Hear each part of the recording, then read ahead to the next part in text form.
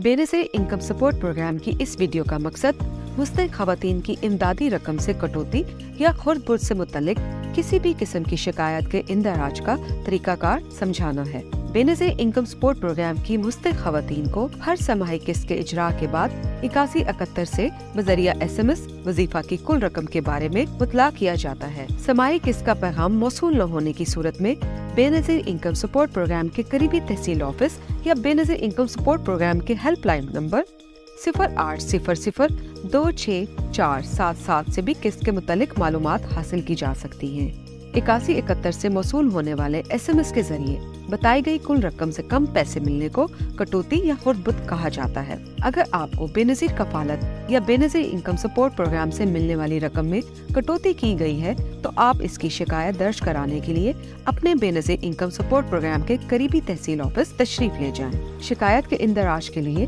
तहसील office में अपना असली शनाख्ती कार्ड और मोबाइल नंबर ले जाना ना भूलें। BISP तहसील ऑफिस में मौजूद असिस्टेंट डायरेक्टर को अपनी इमदादी रकूम में कटौती से मुतल्लिक बताएं और शिकायत के बाकायदा इंदराज के लिए शिकायत बराए खुर्द-बुर्द BISP इमदाद फार्म तलब करें। शिकायत फार्म पर अपना नाम, शनाख्ती कार्ड नंबर, मोबाइल नंबर, रकम वसूली की जगह और कटौती की तफसीलात दर्ज करें।